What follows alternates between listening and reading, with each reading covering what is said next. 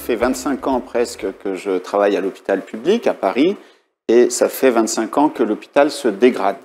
J'ai connu l'hôpital qui allait bien, qui était enthousiaste, qui s'occupait exclusivement des malades. Les personnels étaient heureux, on avait le sentiment d'appartenance à une équipe, on avait le sentiment de participer au bien commun. Et puis, très progressivement et de manière constante, eh bien, les choses se sont dégradées. On a eu le sentiment d'avoir de moins en moins de personnel, de moins en moins de matériel. On a eu aussi le sentiment que l'administration gonflait progressivement au fil des années et qu'une forme d'inertie s'installait à l'hôpital, à tel point qu'aujourd'hui, les gens sont en perte de sens. On a l'impression de ne plus avoir notre libre arbitre. Tout patine, les projets stagnent. Parfois, les consignes tombent d'en haut sans qu'elles soient vraiment corrélées aux besoins du terrain. Et d'une manière générale, je dirais que l'hôpital n'attire plus. Il n'est plus la locomotive qu'il a pu être à une époque.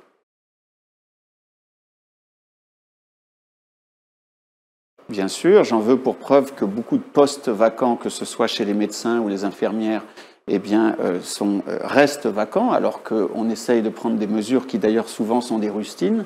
Nous avons actuellement beaucoup de lits qui sont fermés par manque de personnel. À titre d'exemple, dans le service d'urologie dans lequel je travaille à l'hôpital Cochin, depuis 6 mois maintenant, l'activité est réduite de 50% au bloc parce que nous n'avons plus d'infirmières de bloc.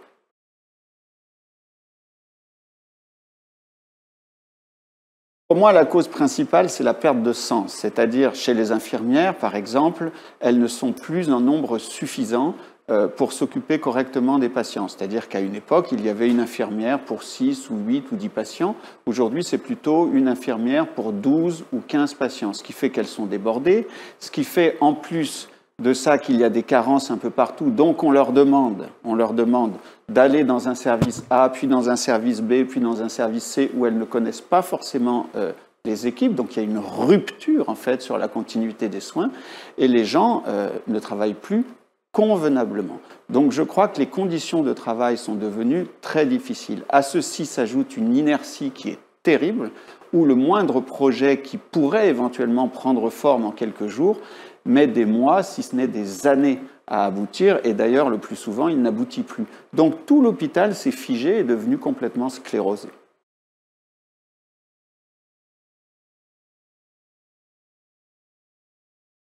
Bien sûr, gouverner par des chiffres, malheureusement, c'est ce qui nous est tombé dessus depuis maintenant 10 ou 15 ans. On a le sentiment que l'hôpital n'est plus dirigé par les équipes soignantes, mais simplement par des tableaux Excel. Et un peu partout, dans le quotidien de tous les acteurs de l'hôpital, on nous parle de chiffres, on nous parle de comptabilité, on nous parle d'indicateurs, on nous parle d'efficience, alors même que tout ça est très contre-productif, puisque, en fait, plus on nous met d'indicateurs à remplir, et finalement, moins ça marche. Donc il y a une contradiction fondamentale. Les gens sont soumis à des injonctions contradictoires, ne comprennent plus du tout ce qui se passe et surtout, on perd l'objectif premier qui est de s'occuper des patients.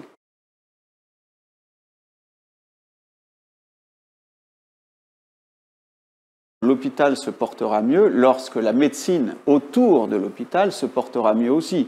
Nous avons aujourd'hui beaucoup de patients qui convergent à l'hôpital parce qu'il n'y a pas de place ailleurs. La France est en train de devenir un gigantesque désert médical. Donc il faut voir la santé dans son aspect global. S'agissant de l'hôpital, il me semble que la mesure la plus importante aujourd'hui pour redonner du sens aux équipes et leur redonner envie de travailler, c'est de revenir au service, c'est-à-dire supprimer les pôles, qui sont des regroupements de services, de mon point de vue artificiels et purement bureaucratiques, et revenir à l'entité service, avec un chef de service qui aurait le libre arbitre. Il serait bien évidemment accompagné d'un cadre administratif, et ce binôme pourrait faire fonctionner de manière autonome le service, connaître le nombre d'infirmières qu'il faut pour le type d'activité du service, avoir même un budget dédié au service pour pouvoir s'équiper, éventuellement pour pouvoir recruter.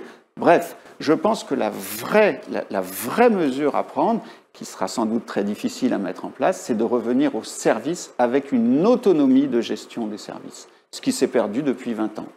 Sur le papier, les pôles avaient une certaine logique. Dans la pratique, on n'a fait que rajouter des strates administratives, beaucoup d'inertie, et surtout, on a mis des médecins au-dessus d'autres médecins, à savoir les chefs de service. Aujourd'hui, les chefs de pôle sont un peu à mi-distance entre la direction hospitalière, qui a les pleins pouvoirs, et les soignants. Et donc, ça a généré quand même beaucoup d'incompréhension de la part des chefs de service et de leur équipe environnante. Ça a généré beaucoup d'inertie aussi, et ça a malheureusement aggravé les guerres d'ego. Une double gouvernance, j'y serais évidemment très favorable, puisqu'on voit aujourd'hui qu'on est allé beaucoup trop loin dans le pouvoir administratif. J'ai connu la fin de l'époque où les mandarins décidaient de tout, il y avait beaucoup d'abus de pouvoir chez les médecins, et maintenant on est dans l'excès inverse, c'est-à-dire que c'est l'administration qui dirige d'une main de fer, et il y a beaucoup d'abus de pouvoir du côté de l'administration. Je pense qu'il faut remettre tout simplement le curseur au milieu, et que les médecins et l'administration travaillent ensemble pour le bien commun. Dans Ma Santé 2022, le plan avait été annoncé par Agnès Buzyn et le président de la République, il y avait ce constat. Il y avait le constat que les soignants avaient été dépossédés d'une certaine manière de leurs prérogatives, et donc, mais ça restait relativement évasif, le plan prévoyait de rééquilibrer les pouvoirs et de remettre un peu sur le devant de la scène les équipes médicales. Je ne sais pas quelles mesures concrètes pourraient être prises pour le faire. Moi, j'ai une idée personnelle, comme je vous l'ai dit, de revenir au service et de remettre les médecins en binôme avec l'administration, mais je ne sais pas si de telles mesures pourraient être prises rapidement, je n'en sais rien.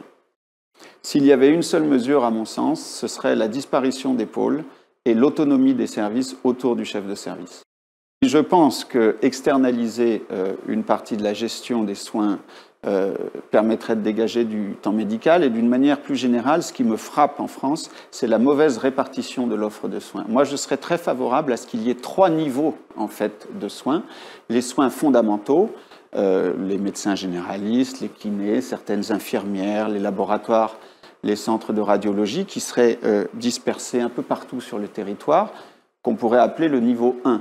Puis le niveau 2, ce sont les soins hospitaliers courants, et le niveau 3 serait donc l'équivalent du CHU actuel, uniquement les centres de référence, dont le nombre serait donc très réduit, puisqu'à Paris, on pourrait envisager 2 ou 3 structures de ce type seulement.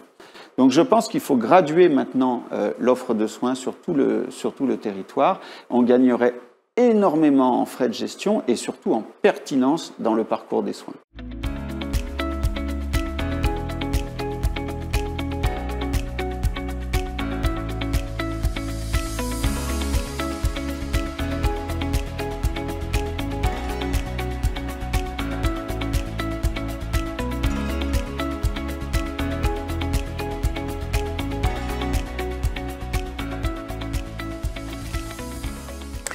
La situation de l'hôpital se dégrade depuis plusieurs années, en particulier depuis la mise en place de la tarification à l'activité, qui a changé complètement la nature des soins. C'est-à-dire que, alors qu'on ne rentre pas dans des professions comme les nôtres par hasard, on est porteur de certaines valeurs. Pendant nos formations, on nous enseigne que chaque patient est unique et doit être traité comme tel. Donc on arrive gonflé à bloc pour être infirmière à l'hôpital, et là on se retrouve face à une administration qui veut une technicienne spécialisée dans une usine à soins, qui nous demande de tracer des actes qu'elle va facturer ensuite à l'assurance maladie. Et en fait, on est passé d'une logique qualitative à une logique de traçabilité. Et il en découle le fait qu'il y a une vraie perte de sens par rapport à ce que l'on est, parce qu'on n'est pas simplement là pour faire une injection ou un pansement. On est là pour décoder le discours médical. Le médecin a vu un patient, lui annoncer le diagnostic et le traitement, et puis il va s'adresser à nous pour lui expliquer avec des mots plus adaptés comment va être son histoire de vie avec cette maladie. Donc le rôle central de l'infirmière, c'est tout ce travail d'accompagnement, d'éducation à la santé, d'éducation thérapeutique, de gestion du stress, et on a de moins en moins le temps de le faire, et donc on s'y retrouve pas. C'est-à-dire que on passe notre temps à courir d'un patient à l'autre pour enchaîner des actes techniques de soins, sans répondre aux attentes du patient et à ce pourquoi on a été formé. Et donc, c'était déjà une situation difficile.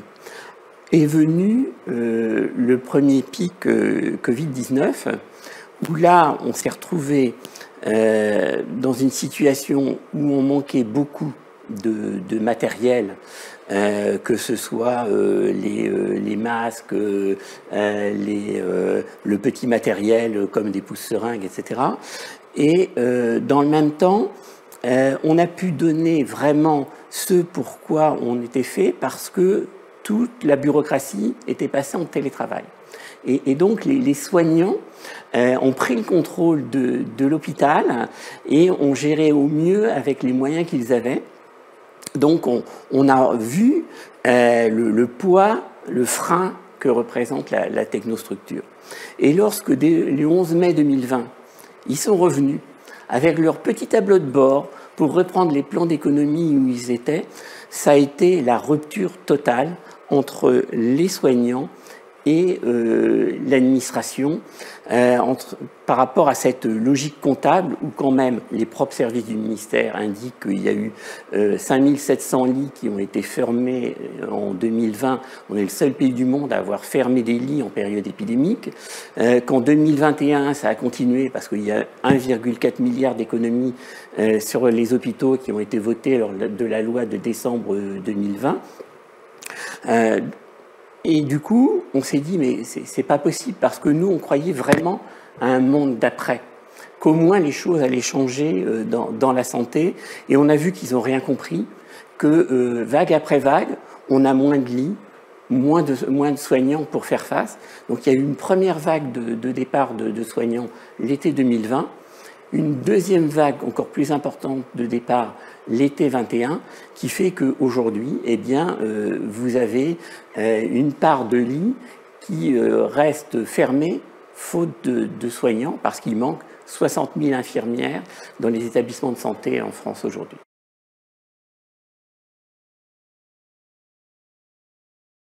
Il y a un problème qui est lié aux moyens donnés à la santé. C'est-à-dire que depuis 20 ans, les gouvernements sont dans l'idée de... On ferme des lits, on a supprimé 100 000 lits, on ferme des services d'urgence, 95 services d'urgence sont fermés en 20 ans, ce qui a eu pour conséquence eh bien, que là où on attendait 2 heures dans un petit service d'urgence, maintenant on a un énorme service d'urgence où on va attendre 10-12 heures. Et les patients qui nécessitent d'être hospitalisés, eh bien, comme dans les étages au-dessus, il n'y a plus de lits de disponibles parce que la tarification à l'activité, c'est aller dans l'objectif de 100% d'occupation, ben, les patients restent sur des brancards.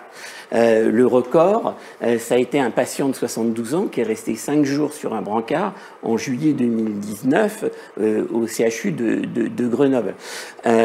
Au niveau des maternités, on a fermé la moitié des maternités en 20 ans, alors qu'il y a globalement le même nombre de naissances en France. Et on se retrouve avec des personnes qui accouchent en dehors de toute structure. Et ça, pour nous, c'est incompréhensible. On est la 5e puissance mondiale et on ne met pas les moyens nécessaires pour répondre aux besoins de santé de la population. On est dans un cercle infernal parce que plus les conditions de travail se dégradent pour les soignants qui restent, plus vous avez de départs, et plus vous avez de départs, plus ça se dégrade pour ceux qui restent, ce qui entraîne de nouveaux départs. Donc il faudrait complètement changer le logiciel pour rendre envie aux soignants de travailler en leur donnant des conditions de travail compatibles avec leur déontologie.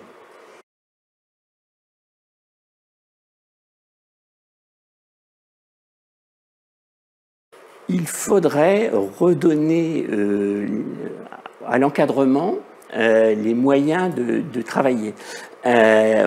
Aujourd'hui, les cadres de santé sont plus une voie descendante où ils doivent appliquer les consignes qui émanent de la direction. Ce n'est plus comme autrefois où il y avait un lien fort entre le chef de service, le cadre du service, qui faisait en sorte de mettre de l'huile dans les rouages et d'organiser les choses au mieux, ce que l'on a retrouvé lors du premier pic, où là, on a su gérer au mieux parce que les soignants, ce sont des professionnels qui ont des compétences.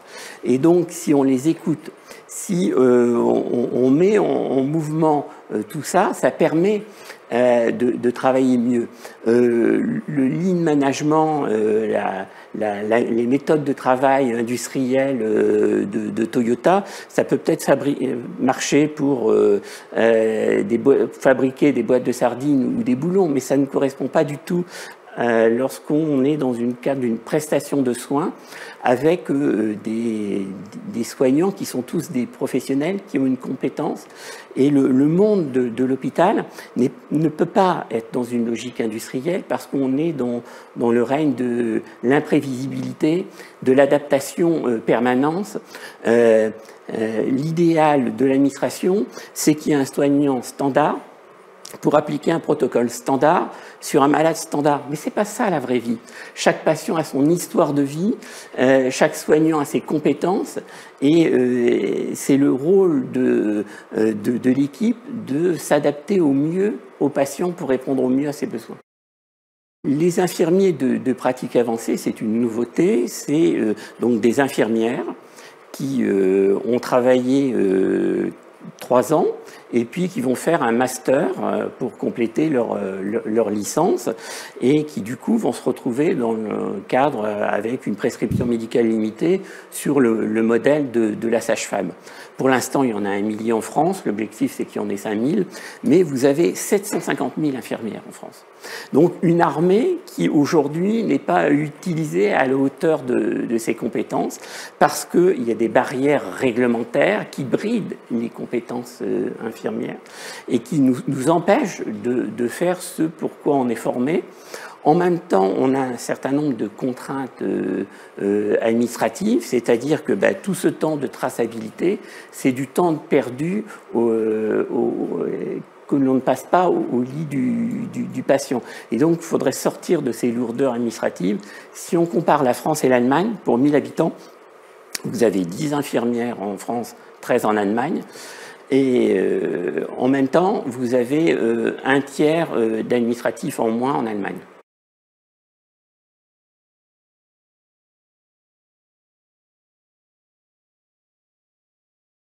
En termes de réorganisation de la gouvernance, déjà en partant du haut, nous, les agences régionales de santé, on a vu leurs limites lors de la dernière épidémie. Donc on préférerait le modèle allemand avec des Länder où vous avez un ministre de la santé régionale élu qui doit rendre des comptes à la population régionale chaque année, plutôt que cette technostructure avec des gens qui sont nommés, qui ont une feuille de route, qui l'appliquent et puis après qui changent de région. Par exemple, moi je suis dans un établissement de 2800 agents. J'ai une direction de mon établissement. Au-dessus, j'ai un super groupement hospitalier qui gère plusieurs hôpitaux avec sa propre administration, ses propres directeurs. Au-dessus, j'ai encore le siège de l'assistance publique des hôpitaux de Paris qui représente un peu plus d'1 millier d'agents. Et puis encore au-dessus, j'ai l'agence régionale de santé où il y a 1200 agents à l'agence régionale de santé Île-de-France, et ce qui représente la masse salariale de 3000 infirmières ou aides-soignantes au lit du patient. Et encore au-dessus, vous avez le ministère de la Santé, c'est 11 000 personnes. Eh bien, ça fait trop d'administratifs et pas assez de soignants au lit des patients. Deuxième niveau, il y a eu l'idée de créer ces fameux groupements hospitaliers de territoire pour mutualiser les moyens. Eh bien, on a vu ce qui s'est passé concrètement lors de la première vague, c'est-à-dire que comme on manquait de tout, le matériel arrivait à l'établissement support, le plus gros établissement du groupe hospitalier, qui se servait en premier, puis on voyait très peu de matériel dans les autres hôpitaux annexes, et puis les EHPAD ont été sacrifiés parce que du coup, ils ne recevaient rien.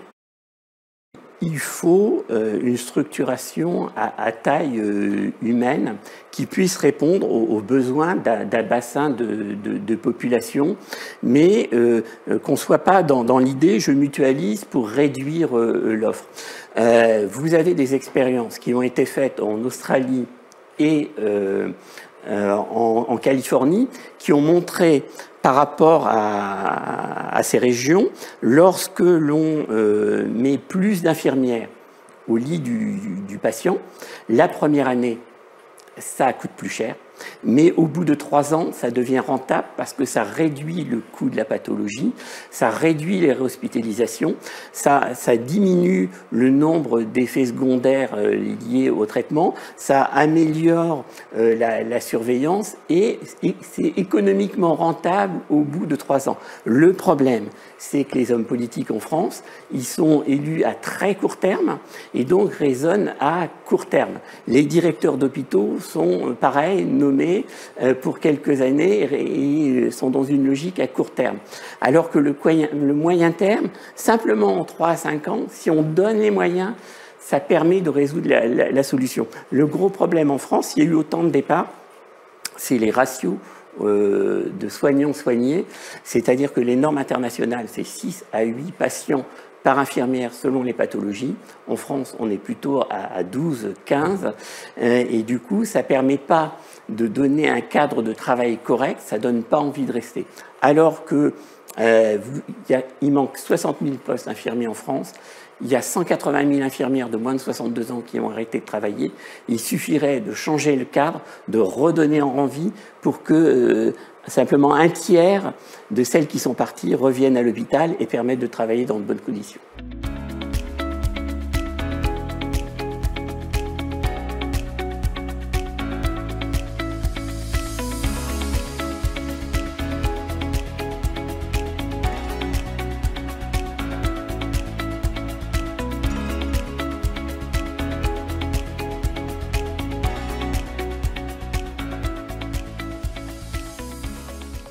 Le diagnostic en ville fait miroir de celui de l'hôpital, puisque les problématiques de la ville ont accru les problématiques de l'hôpital.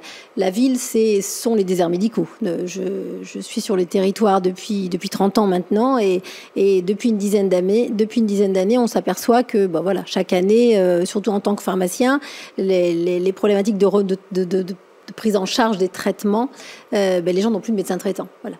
La problématique de la ville, c'est la démographie médicale et maintenant, depuis quelques années également, la démographie paramédicale, puisque là, on est sur... Et donc, les diagnostics, ce sont des gens qui sont éloignés du soin, ce sont des gens qui sont en rupture de parcours, et parallèlement à cette recrudescence de cette épidémie de maladies chroniques, eh bien, ces personnes qui ont encore plus besoin d'être pris en charge, qui vieillissent, qui sont atteints de plusieurs maladies chroniques, doivent être pris en charge et ne sont pas pris en charge. Si je donne l'exemple de la CPTS du Grand Ouai, qui est un territoire qui a 135 000 habitants, 10 000 personnes n'ont pas de médecin traitant. 10 000 personnes, dont un peu moins de 1 000 personnes âgées de plus de 75 ans, c'est-à-dire polypathologiques, âgées, fragiles, parfois, bien souvent au domicile, et ces personnes n'ont pas de médecin traitant. Voilà. Donc la demande, pas de médecin traitant, pas de soins non programmés. Donc la ville, force est de constater que cette épidémie a accéléré les diagnostics. Les personnes se sont retrouvées en ville avec des maladies chroniques et avec la Covid ou la peur de la Covid, sans médecin traitant, sans équipe de prise en charge. Ça a montré qu'il y avait le pharmacien qui, pour le coup, est territorialisé. Voilà, les pharmaciens, il y en a dans toutes les communes quasiment, et donc le pharmacien est tout le temps là. Il a une équipe officinale qui a pu prendre en charge, renouveler les traitements, et pour le coup, c'est un professionnel de santé qui s'est révélé, qui a quand même un peu tenu les territoires pendant ces 2 années et qui a montré que la prise en charge des patients, s'il le fallait, puisque les infirmières ont fait un travail fantastique sur les territoires pendant la pandémie, et qu'il y a d'autres professionnels de santé que les médecins. Donc, c'est un peu ce qui est mis en avant dans Ma Santé 2022, avec évidemment des prises en charge pluriprofessionnelles qui sont maintenant de plus en plus sur les territoires, avec d'abord, et c'est mon cas, par des structurations des professionnels de santé en maison de santé. Et depuis peu, et surtout depuis Ma Santé 2022, on propose aux professionnels de santé des territoires de se structurer sur des territoires un peu plus grands et d'assurer des prises en charge populationnelles au travers de ces nouvelles structures qu'on appelle les CPTS.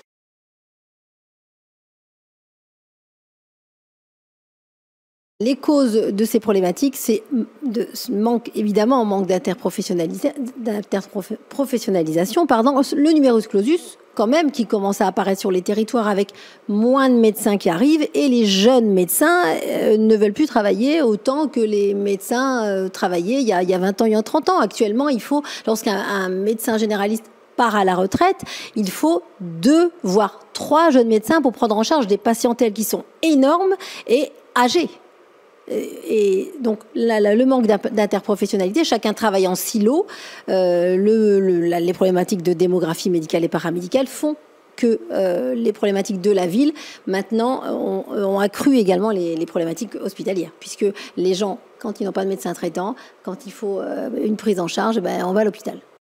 La prise en charge des soins non programmés sur Douai, elle a été prise en charge par la CPTS dès le premier confinement, puisque nous avons mis en place au niveau de la CPTS un centre d'appel, un centre de soins non programmés qui était tenu par l'ensemble des professionnels dont les cabinets étaient fermés pendant les 2 mois donc des chirurgiens, des orthophonistes, des kinés, des sages-femmes, et on avait parallèlement l'ensemble des médecins qui donner des créneaux de consultation, de téléconsultation. Les infirmières se rendaient au domicile et avec un numéro d'appel, toutes les personnes qui présentaient des symptômes évoquant l'affection à Covid-19 appelaient ce numéro et on pouvait les orienter sur une consultation physique ou sur une infirmière qui venait au domicile pour une téléconsultation. Donc, on avait en quelque sorte structuré le territoire et ça a permis, en innovant, il y avait quand même pas mal de choses qui étaient déverrouillées à l'époque, on pouvait essayer tout ce qu'on voulait faire et ça a été fantastique. Il y a eu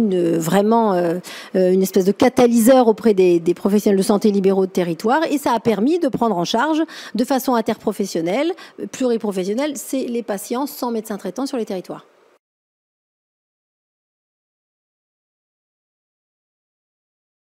Mon traitement est, sur les territoires, d'accentuer ces prises en charge pluriprofessionnelles avec une gouvernance qui peut être partagée. Chacun vaut un sur un parcours. L'outil CPTS a été mis en avant pour structurer les prises en charge de premier recours dans une logique de parcours coordonné et personnalisé. Donc l'interprofessionnalité est une évidence. Dans un parcours d'une personne âgée, chronique, atteinte de plusieurs maladies chroniques, chacun vaut un à tous les niveaux du parcours. Et donc, ma solution est à la fois de vraiment d'accentuer, d'inciter les professionnels à se structurer, mais surtout de déverrouiller et décloisonner un peu les différents champs de compétences et donner aux infirmières toutes ces compétences que de fait elles font de façon informelle et qui pourraient leur être créditées et qui pourraient en plus elles pourraient être financées pour ces choses qu'elles font de toute façon depuis des années. Le rôle des ARS qui est accompagné maintenant par l'assurance maladie, puisque les CPTS, c'est une signature tripartite entre les acteurs de premier recours, entre les ARS et l'assurance maladie. Voilà, on a à nouveau, un peu comme à l'hôpital, peut-être un peu moins, mais on a des comptes à rendre, on a un cahier des charges, on doit rentrer dans une certaine logique d'indicateurs auxquels il faut répondre en termes de chiffres, puisqu'on a évidemment également évidemment des chiffres à présenter. Donc on reste quand même dans une logique de tableau Excel, malheureusement, sur les territoires. S'il n'y avait qu'une seule mesure sur les territoires, ce serait de rendre au territoire à la fois la gouvernance, donc territorialiser la gouvernance pour les prises en charge, mais également la formation. Voilà. Je pense qu'il faudrait à la fois mettre en place ce qu'on pourrait appeler des territoires universitaires de santé, où l'on pourrait, peut-être au niveau du 3e cycle, avoir à charge la formation des professionnels de tous ordres, hein, que ce soit des médicaux, paramédicaux. C'est ces étudiants qui viendraient apprendre leur métier sur le territoire. Ces problématiques universitaires vont évidemment poser la question ville-hôpital, puisqu'actuellement, la formation, en tout cas médicale, est essentiellement universitaire. Donc il faudrait qu'on puisse, en lien avec les CHU, être le relais. La CPTS pourrait accueillir, comme les CHU, comme les hôpitaux, des étudiants en santé et les former au territoire. Puisqu'une prise en charge d'un malade chronique dans une ville de 100 000 habitants et sur un territoire de 3 000 habitants sans médecin traitant, elle peut être tout la même.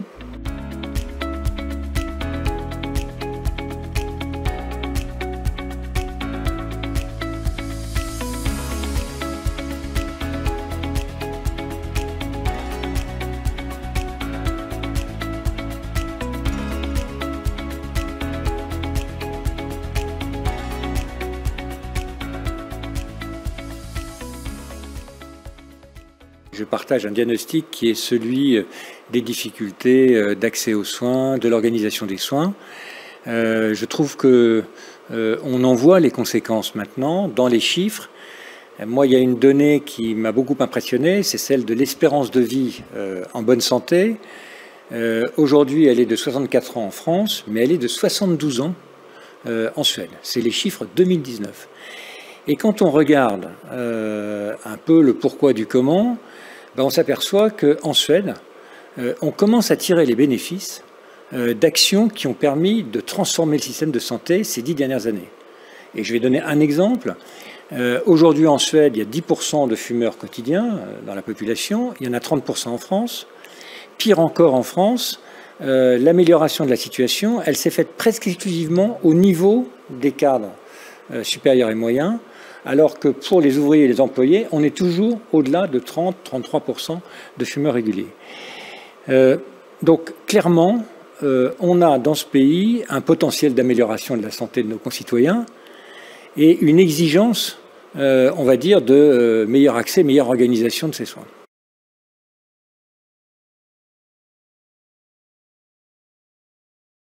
Moi, je pense qu'il manque deux choses fondamentalement. Des objectifs clairs, qui aient du sens pour les soignants à tous les niveaux, et puis une capacité à s'organiser au niveau territorial pour atteindre ces objectifs. Il manque à la fois de la clarté, du volontarisme dans la définition d'un certain nombre de grands objectifs sur le tabac, l'alimentation, l'exercice physique, l'accès aux soins de proximité, les gradations des soins, comme on dit, c'est-à-dire l'organisation des parcours des patients. Et il manque, et ça me paraît le point le plus fondamental, une capacité à organiser dans un bassin de vie, il y a 1660 bassins de vie en France, à organiser dans un bassin de vie une action coordonnée des acteurs professionnels, mais aussi institutionnels. Et ça, c'est aussi une des grandes leçons de la crise. C'est ce qui a été rappelé. On a vu dans la crise que quand on met autour de la table non seulement l'ensemble des professionnels, mais aussi l'économie locale, mais aussi l'éducation nationale, etc., on arrive à créer une dynamique de progrès territoriaux dans l'accès aux soins. Et l'accès aux soins, ce n'est pas uniquement l'accès à des soins curatifs, c'est aussi l'accès à la promotion, à la prévention, à l'éducation. D'où le point de faiblesse majeur aujourd'hui du système français, c'est à la fois la centralisation. Je donne toujours cet exemple parce qu'il me paraît tragique pour la France. En Australie, la vaccination HPV, au papillomavirus, a été démarrée il y a une quinzaine d'années et elle a abouti à ce qu'aujourd'hui, 99% des jeunes gens et des jeunes filles sont vaccinés et elle a abouti à l'éradication du cancer du col. En France, on a démarré en 2018-2019 une expérimentation sur 2 régions qui est en cours et qui peut-être débouchera sur la généralisation et puis les résultats qu'on a aujourd'hui en Australie. Donc on aura 20 ans ou 25 ans de retard par rapport à un pays aussi développé que le nôtre. Donc la centralisation qui fait que les décisions, elles sont prises et elles s'imposent sous forme de normes, sous forme d'accords conventionnels nationaux qui laissent très peu de place à une adaptation à des spécificités de terrain, alors qu'on sait que dans notre pays, les territoires ils sont très diversifiés, les problématiques de santé sont extrêmement diversifiées. Donc ça c'est le premier problème. Le deuxième problème, c'est qu'on n'a pas fait confiance aux acteurs. On n'a pas fait confiance à la capacité qu'ont démontré depuis de longues années des médecins, des pharmaciens, des infirmiers à travailler ensemble. On a sous-évalué et sous-estimé énormément la contribution potentielle des infirmiers, puis des pharmaciens. Ces dernières années, on a commencé à rattraper un peu le retard. C'est vrai qu'il y a eu des évolutions positives ces dernières années. On a pu vacciner contre la grippe en pharmacie. On a, à travers des pratiques, je pense aux pratiques de l'association Azalée, permis l'engagement d'infirmiers sur des pratiques de santé publique.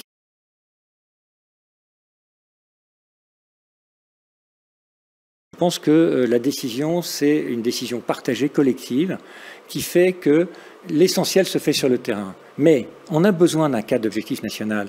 Aujourd'hui, on a un cadre d'objectif, ce qu'on appelle le PLFSF, la loi de financement de la sécurité sociale, qui est un cadre exclusivement financier, économique de court terme. On a besoin d'un cadre de politique de santé avec des macros-objectifs de politique de santé. Mais on a surtout besoin de donner aux acteurs de terrain la capacité à décider et à organiser. Et ça veut dire qu'on a besoin de reconnaître que quand les acteurs de terrain se mettent d'accord ensemble, quand ils se mettent d'accord sur ce qu'on doit faire, on doit suivre. On ne doit pas bloquer, on doit faciliter, on doit financer. Et ce n'est pas le cas. Aujourd'hui, si vous voulez, alors moi, je vois bien que c'est des questions délicates. C'est des professionnels de très haut niveau. C'est des résultats, on va dire, diagnostiques thérapeutiques qui sont exceptionnels, si on regarde la situation dans l'histoire, dans le monde, etc. Mais je crois aussi, si vous voulez, que, en tout cas, ça me paraît évident pour les jeunes générations, si on y ajoute effectivement une capacité de formation initiale et permanente, on a la possibilité qu'un jeune médecin avec un jeune infirmier, avec un jeune pharmacien, travaillent bien ensemble. Il faut simplement, comme le dit la Cour des comptes, il faut qu'on définisse des méthodes, des outils, qu'on facilite l'échange d'informations, des systèmes d'information qui soient vraiment communicants. Il faut qu'on ait des méthodes et outils. Moi, je pense toujours à une expérience que j'avais suivie et financée d'ailleurs en Bourgogne, où c'était de l'accompagnement de l'arrêt du tabac pour des gens qui sont en difficulté par rapport à ça. Bon. C'était une consultation longue. C'était une consultation de psychologue, une consultation de diététicienne, et puis c'était un suivi par l'infirmière. Au bout d'un an, on avait 38% d'arrêt du tabac, sur des populations qu'on choisissait difficiles. Alors, on ne choisissait pas les 4 sup, etc. On choisissait des gens qui étaient très éloignés du soin. Bon. Autre expérience, ce qui était fait à Strasbourg par la mairie, qui montait des programmes de développement de l'activité physique adaptée. Avec le fait qu'on aidait des médecins généralistes à prescrire, avec le fait qu'on aidait aussi des personnes en situation difficile à la faire, cette activité physique. Donc faire du vélo, faire de la marche. Donc voilà, moi je crois que quand on met les gens en situation de décider, ils se mettent d'accord, et à ce moment-là, il faut suivre. Et moi je crois, si vous voulez, que c'est vraiment à partir d'une approche territoriale des besoins qu'on peut faire évoluer les choses. Je pense que les difficultés aujourd'hui de l'hôpital, elles sont aussi qu'on a surchargé l'hôpital. Les urgences sont surchargées. On a amené, les personnes âgées vont trop souvent et mal à l'hôpital. Donc on a à résoudre un problème qui est un problème global. Donner du sens, c'est sûrement organiser des soins, c'est sûrement montrer que cette organisation est efficace, c'est sûrement faire en sorte qu'on puisse poursuivre son activité tout au long de sa vie professionnelle dans différents environnements de travail. Pourquoi être toujours à l'hôpital? On peut être à l'hôpital, puis après en ville, puis on peut avoir des formes d'activité diversifiées, mixtes, comme on dit. On peut avoir aussi envie de développer ses compétences sur telle ou telle spécialité. Et je pense, si vous voulez, que si on avait une lecture beaucoup plus pragmatique des réponses à apporter, on trouverait des solutions à des choses qu'on ne pourra pas résoudre par une approche centralisée. La place des industriels est très importante. D'abord parce qu'on a un retard en France. C'est malheureux parce que c'est un des seuls secteurs où on est vraiment en retard là-dessus. Mais on a un retard de numérisation dans la santé qui est énorme. Bon. Les industriels, ils peuvent nous aider dans beaucoup de domaines à franchir des pas en avant gigantesques en termes d'aide à la décision pour les professionnels, d'échange d'informations, de capacité à suivre un parcours. Et les industriels, c'est aussi les industriels du médicament. On l'a vu dans la crise, on doit énormément s'appuyer sur les capacités de recherche pour produire, dans les années qui viennent, des réponses à des pathologies qui sont aujourd'hui extrêmement lourdes pour le système de santé et qui sont très lourdes pour les gens d'abord. Donc, je trouve que quand on dit travailler ensemble, travailler tous ensemble, dans un cadre territorial, pour répondre à des besoins, c'est justement pas exclure personne, c'est se dire on a chacun un petit bout de la solution, bon, y compris les industriels.